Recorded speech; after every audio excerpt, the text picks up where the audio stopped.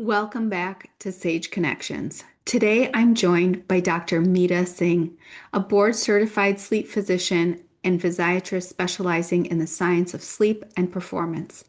Dr. Singh trained at both the Mayo Clinic and Henry Ford Health, where she served as chief of sleep medicine for many years.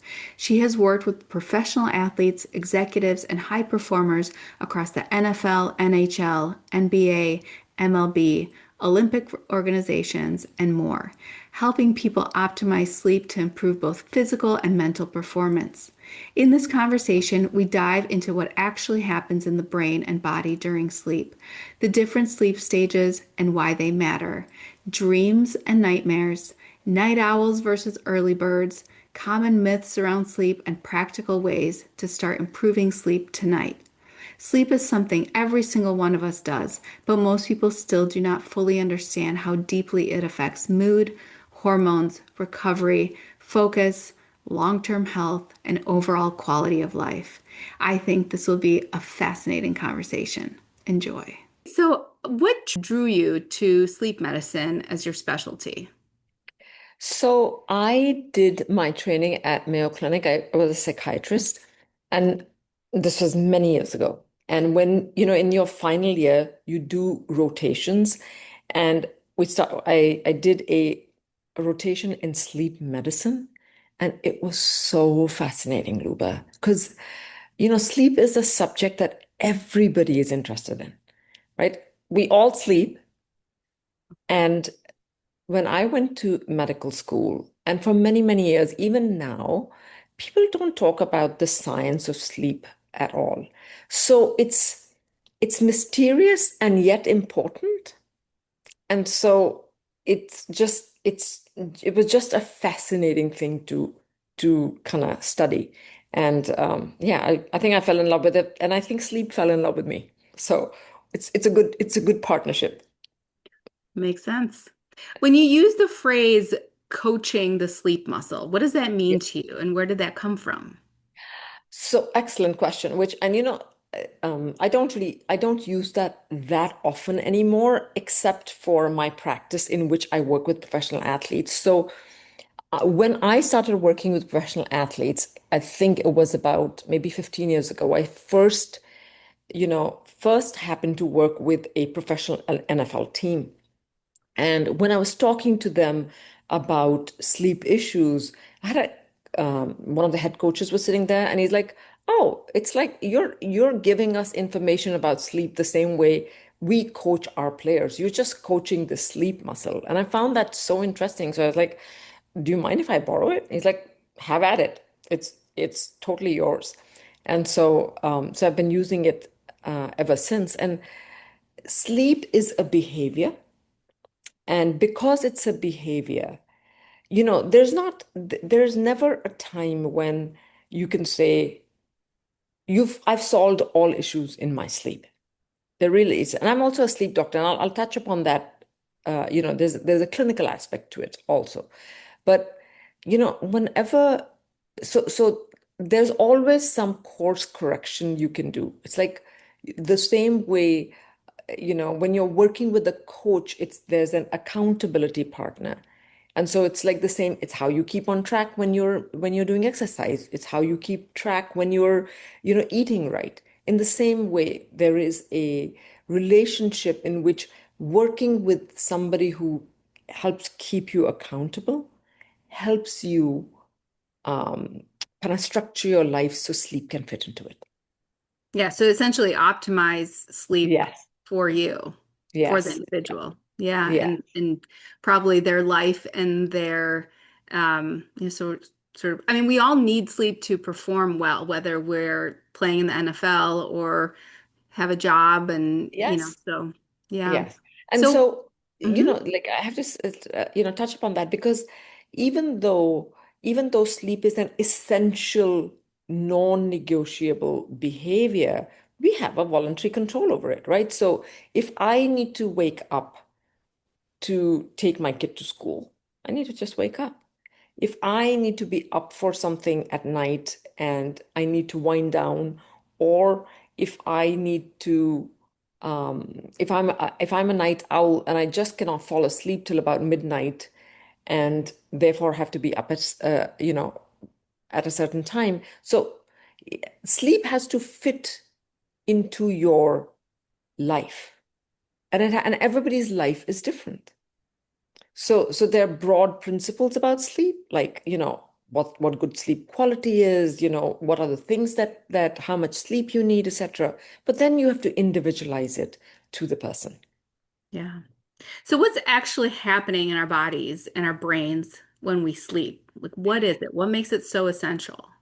So you spend one third of your life sleeping, or you should, right? So if you're lucky enough to grow to the age of 90, that means you have spent 30 years sleeping. And if sleep did not serve an absolutely vital function, it'd be a colossal wastage of time, right? What are we doing then? So, sleep, you know, when people look at you from outside, or somebody else is looking at you sleeping, you're probably laying down and you think that your brain is everything has shut down. But in fact, there are certain parts of your brain that are active. And because there's certain parts of your brain that are active, there are different stages of sleep. There's like light sleep, deep sleep, there's REM sleep or REM sleep, and every stage of sleep is important. One of the major functions of sleep is that um, it actually helps restore your body and your brain, and it kind of helps you prepare for the next day. Another function of sleep is that it's vital. It's flushing out the toxins of your brain. So so anyway, I remember your question, which was like, what is actually happening while you're sleeping? Well, we don't know overall all the things that are happening, but there are small things that happen in different parts of your brain that kind of help you get ready for the next day. So your brain gets washed of all toxins. You make sense of your memory gets consolidated. You start thinking clearly. Your muscles relax. Your heart, your lungs, everything kind of uh, gets a rest period that allows you to function the next day. So one way to think about the function of sleep is like, you could not change a tire if the car was still rolling. You need to put the car to a stop and then change the tire. Think of sleep as something that happens regularly, in which your tires are changed so that you can carry on your journey of life. Yeah, I always think it's fascinating. There's definitely like a clinical component, biological component to sleep, but it always was fascinating to me because if you think of it from an evolutionary standpoint, it Yes, doesn't make a whole lot of sense for our ancestors to knock out for 8 hours in the middle of the yes, night when there's big cats walking around that could eat you, right? So yes, it never got sort of adapted out of us as human yes. beings. And But therefore serves a really absolute function. Yes, yeah, yeah. So there's to me there's a little bit of like a mystical component too, like almost like we gotta like plug in to recharge. I think of like a Tesla or something, like you gotta yes, plug in to recharge in order to function. yeah, Um, yeah. Well, I so mean, yeah, um, if we think of sleep as a wastage of time, you're absolutely right. Like, why are we still sleeping? It makes no sense. Therefore, like, sleep must be perhaps the right question is, what is it that we don't know that is happening during sleep? That is, it's still something we continue to do, right? That's perhaps is a better question that we can ask ourselves. And sleep, in fact, may have evolved because we wanted to stay away and out of the way when a mountain lion or a predator was roaming around, because they oftentimes are nocturnal, right? Like they're sleeping during the day and at night. So maybe sleep evolved to keep us safe. and we were asleep and out of the way when there were predators outside that might eat us, right? That maybe that's the reason why we still continue to sleep, Yeah, right? And that makes I love the Tesla or electric car analogy. It's like it is the time when we plug in and recharge our batteries, you know. yeah.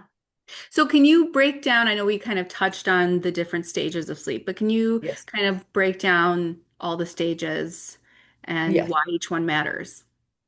Yes. So always, like one thing I always tell people is like always remember sleep stages are an invention of human beings, right? Like we just sleep. But when scientists look at your brain waves, they look at they look at the architecture of the brainwave, and then they look at other things like they look at your eye movements, they look at your muscle tone, etc. And so it's divided really simply into light sleep, which is stage 1 and stage 2, deep sleep, which is also called delta sleep, and dream sleep, which is called rapid eye movement sleep, right? So light sleep, which is up to 50% of a night, is when you're just falling asleep or it's a lighter stage of sleep. You can easily be disturbed, but it's still essential. It still serves a function. And it's the way that our brain starts shutting down, stops taking information from outside, protects the brain, like protects this part time at night in which you don't get disturbed and there's not information going in. Deep sleep is that stage where your blood pressure, your pulse is really low. It's when muscle restoration happens. It's when growth hormone gets secreted. It's when like memories are consolidated. It's when we know that power washing function that happens in the brain in which toxins get washed out of your brain. That happens during deep sleep. And dream sleep is really interesting because dream sleep is when your brain is like a brain box, is like a black box. There's no information going in, there's no information going out, but your brain waves look like you're awake. And your muscles are paralyzed. So you can't really move. And during that time, it hap it adds emotional context to your memory. So there's some emotional processing that's going on during your dream sleep. And then the other thing is that dream sleep, usually happens in the second half of the night, in the early morning hours, which is why people say, I usually remember dreams that happen in the early morning. Well, that's because most of your dreams happen at that time. And then deep sleep happens in the first half of our sleep. Our brain preferentially consumes more deep sleep in the beginning of the night. Okay. I heard somewhere that humans can survive like longer without REM sleep than deep sleep. Like it was like 21 days without REM sleep or 45 without deep sleep. Is there any I'm Well, getting it all wrong, but no, no, no, no. It's not. But it's actually really. So there are lots of studies that look at mortality and sleep. And the easiest is the sleep duration, which is that um, people who consistently get less than 6.5 hours of sleep, they usually they don't live as long. They die earlier.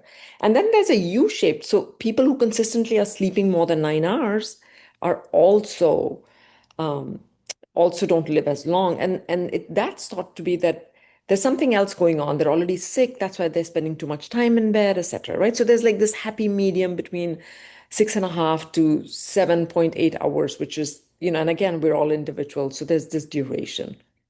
okay. This experiment that, people like, how much deep sleep do you need and how much dream sleep do you need? Well, once you're asleep, we have no control over which stage of sleep our brain is getting. I mean, that's not useful information. There's nothing we can do about it. But there is research that says that we, that there are certain systems in our body that may need different amount of sleep. Like, do you need Your brain may need a certain amount of sleep to function well. Your muscles may need a certain amount of sleep. Your lungs, your livers might need, your heart may need a certain amount of sleep. And we haven't answered those questions as yet. So it's really interesting about, how much sleep we need to function well. Um, and then there are experiments in which people deprive, like, sleep deprivation is a war crime, right? Like that's how we used to torture prisoners, by keeping them awake. Because the people go completely, it's crazy making people go nuts if they aren't able to sleep. So, Yeah. So, what are your thoughts on? I know that there's, sort of different types, I don't know if you could call them phenotypes or for the habits of sleep. So some people are more night owls, some people are early birds, and some people kind of fall. I think the last time I heard about this, it was divided into like a wolf, bear, and lion. yeah. Uh, Well, so there, I want to make sure that we touch on all of this. So what you're talking about is something called chronotypes, yeah. which is your so I want to talk about that, and then I want to touch upon, like, what is sleep health. So we have a clock in our brains. Everybody does. And, we have a master clock in our brain. It's a timekeeping system which keeps time over approximately 24 hours. And one of the things it decides is whether we have a biological genetic predisposition to being a night owl versus a morning type versus intermediate, right? And I'm a morning person. I usually go to bed at like 10:30, 11, wake up spontaneously between 6, 6:30.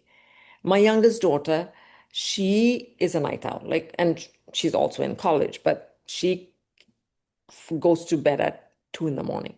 And she likes to wake up like between 10:30, 11. She has afternoon classes. And um, it completely makes sense because, like, midnight, for me, it's the middle of the night, right?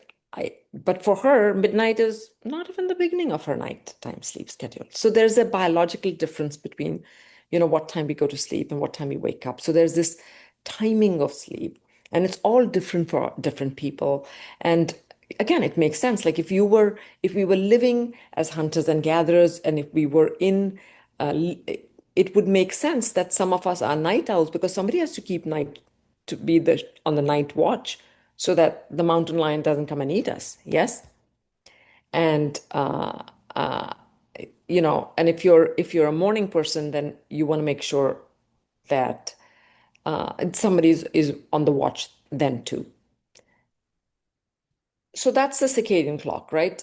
So there, so which is really the timing of sleep, which it's really important because when people think of what is good sleep, sometimes they think about like just the number of hours of sleep, and that's not the only thing about sleep. So it's like calories, like it's when you're eating good nutrition, it's not just how many calories are you eating, it's the quality also. So similarly for sleep, like we touched upon it, like like research says between like 6.5 or 6.8 to 7.8, like there is a variation of what is the good duration of sleep for everybody. It's different. But then there is the timing of sleep. Like, like, I am a morning person, so for me, 10:30 is a good time.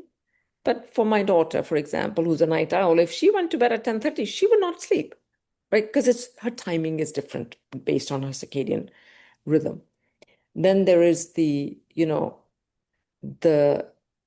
um, regularity. Like, so it's really important that people go to bed on weekdays or work days and weekends approximately really close to each other, right?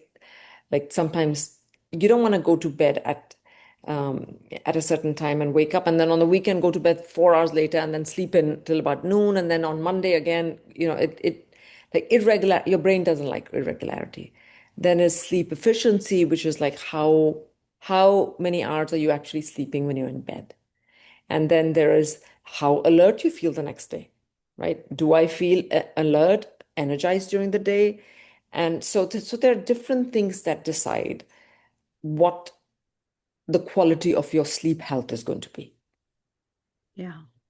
So we touched a little bit on dreaming, but Yeah. can we talk about sort of what is dreaming? What do you think? I mean, it's a way to process information from your day, but some people remember their dreams all the time. Like I Yeah. remember all of my dreams every night. They're Yes. very, very vivid.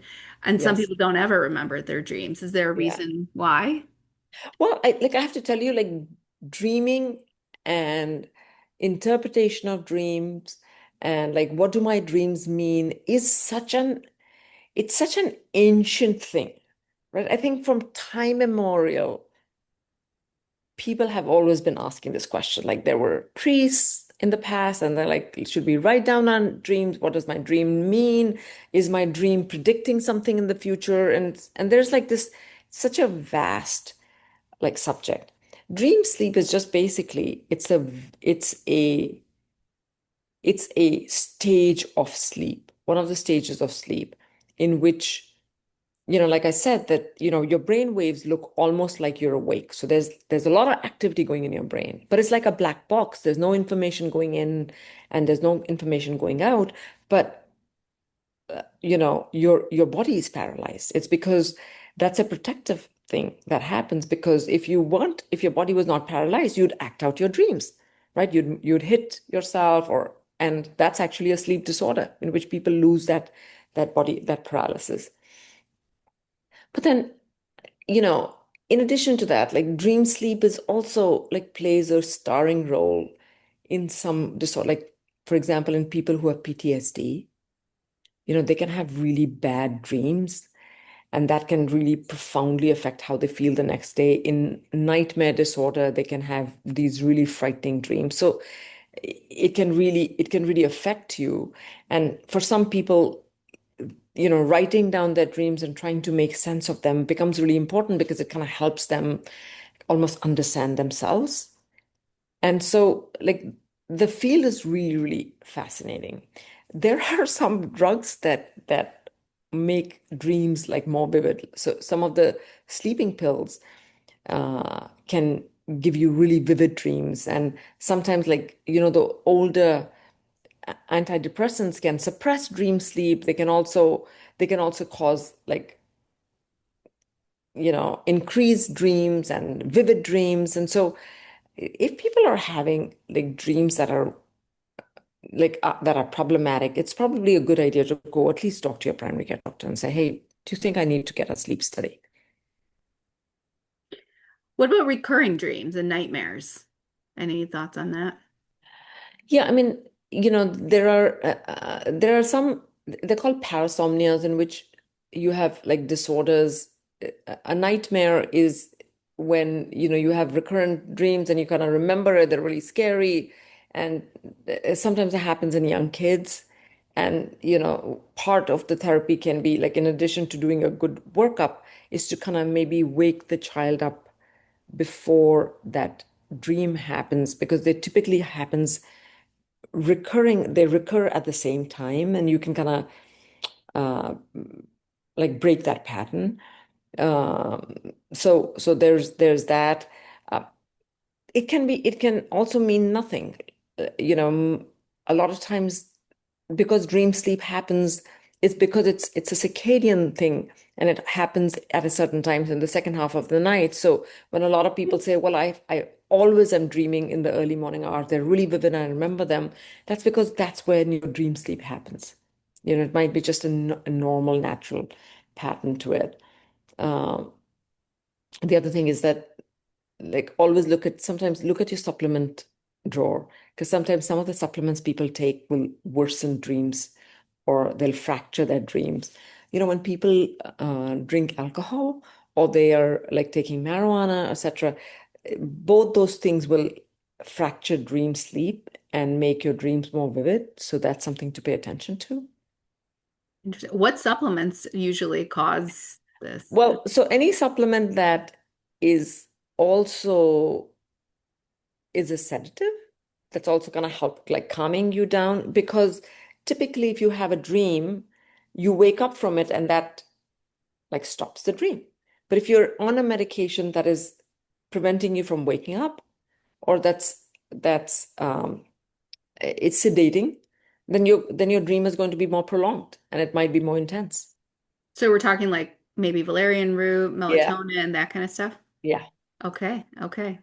What do you think the biggest myth about sleep is and that you'd love to debunk? Oh, yes. I think that I think people are unreliable reporters when somebody asks them, how do I sleep? Because A, you are unconscious. You have no idea. If you've not done a sleep study, if not, you don't know. And secondly, people are also unreliable reporters about how tired or sleepy or fatigued they are the next day.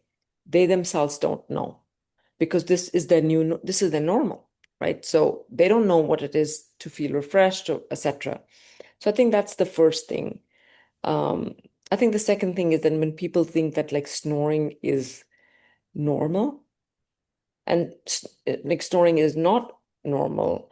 And um, I think also, most people think, well, I don't have a sleep, or like I think I sleep fine. I have no idea. I don't think I snore. You don't really know because you're asleep, right? You wouldn't hear it. You wouldn't know about it. So, and I think that, yeah, and I think that people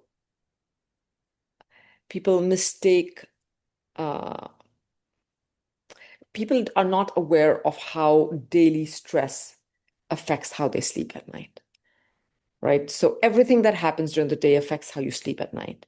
And then, of course, how you sleep at night affects how you show up the next day. And and if you don't have a good system of winding down at night and like putting a bow on at the end of the day and putting things to rest, you're not going to, it's going to affect how you sleep at night. Yeah. So I know we touched a little bit on this, but what do you think about catching up on sleep over the weekend? Do you think people are fooling themselves when they Well, when they so think I that? think I think like that there are several parts to that answer. The first thing is if you find that you're sleeping longer or sleeping in on weekends versus how much you're sleeping during the weekday, I think that the first thing is that it's an indication you're not getting enough sleep on a weekday, right? That's why you're playing catch up. And of course, you do want to catch up. You do want to get more sleep because it's a biological need and you're people so you do want to do that. I think that the concern or the problem is when people do this and they repeat that cycle. So from Monday to Friday, um, for a Sunday night to a Thursday night, if you are going to bed and waking up and getting only 6 or 5.5 hours of sleep, and then on Friday, Saturday, you sleep in and you wake up 3 hours later, you're playing catch up, but then you do that cycle again. So Sunday night it's more difficult to go to sleep, and then again you're doing that cycle of you know getting less sleep and then getting more sleep and then getting less sleep, and that is problematic. That's where that has that has detrimental health effects. So if someone listening knows that their sleep is an absolute mess, what are two Mhm. to three things that they can do to start improving? Well, I think that a few things that you can do is a is if you think you're getting less sleep on a regular basis, um, go try going to bed only 15 minutes earlier or staying in bed only 15 minutes earlier. And do that for a few days and then increase it by another 15 minutes. So slowly increment, make those changes. Number two is uh, easy things to take a look at, Luba. It would be to say, am I drinking too much caffeine close to bedtime? Am I drinking too much alcohol close to bed? Am I exposed to too much bright light at night? So am I on the phone a lot? Am I on social media too close to my bedtime or in the middle of the night because that'll prevent you from sleeping versus not getting enough exposure to bright light during the day. So those are simple things that people can do. What are your thoughts on sort of the Huberman kind of hack of getting up and getting at least 10 minutes of sunlight in the Well, morning? getting exposed to bright light during the day is really important, but it's also essential that you do it based on your own circadian clock, right? Like, so it's, those are good principles to follow. I think that the fact that people aren't even talking about sleep is important because it's on their radar. They want to make sure that they're taking care of it. And then if people are consistently feeling, not being able to sleep, feeling really tired, talk to your primary care person, whoever it is, so that it can be addressed. Okay. Okay, so finally, is there anything that still surprises or fascinates you about sleep after all these years in the field? Eh, what's always surprises me is how much people are really interested in their sleep. I think that the proof for that is like the number of influencers and on social media, like the people who are constantly talking about it, there must be an audience for it, right? So which makes me think that and it's not like the US or Europe or Asia, like it's everybody. Everybody is interested in in like what's happening, and then that they need more sleep or they want to sleep better. They want more information about it. So it's Yeah, there's people like Matt Walker yes, and Huberman, and they're on all these podcasts talking about how not only important. important sleep, yeah, how important sleep is, but also sort of all the nuance that goes Yes, to what quality sleep even yes, is. Because I yes, think for so long we just don't even understand what it is. We take it so much yes, for granted because it's like breathing and like anything else. But I think they're finding through research um, how to best optimize that. yeah, And then once we optimize sleep, just like everything else, I feel like all we're doing is trying to optimize ourselves to the max yes, capacity. But, for people like professional athletes, as a physical therapist, um, we try to optimize them physically, yeah, because at that level, it's really just the 0.01% yes, that could make them or break their career, yes, essentially, yeah, right? So, if they're not getting good sleep, no matter how much they train, no matter how much PT they do, yeah. it might, you know, Make a difference. Yeah. Well, I think that the other way to think about it is that at that level, when you're competing amongst like the best, then you have to optimize everything because at that point, that really does matter, right? Like, so, like, if you were, no amount of sleep is going to have a minor league team is not going to win against a major league baseball team, right? Sleep is not going to be a factor. I am not going to be able I can sleep as much as I want. I'm never going to be a basketball player. But when the competition is between elite people, then optimizing sleep and everything becomes really important because every inch or matters. absolutely. Thank you so much for coming on. This was absolutely fascinating. I think everyone's going to love it. And I will include your information in the show notes, Okay. and people can follow you on Instagram. You have a wonderful Instagram with a lot of great information. So thank you so much. Thank you for having me. Thank you so much to Dr. Meeta Singh for joining me on this episode of Sage Connections and for sharing her expertise on sleep, recovery, and performance.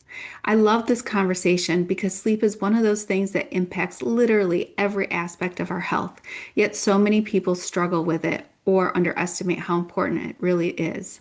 If this episode made you think differently about your own sleep habits or gave you a few practical tools to start implementing, make sure to share it with a friend or family member who could benefit from hearing it as well. As always, if you enjoyed this episode, please like, comment, subscribe, and leave a review because it really helps support the podcast and helps more people find these conversations. Until next time, take care of your health and your wellness.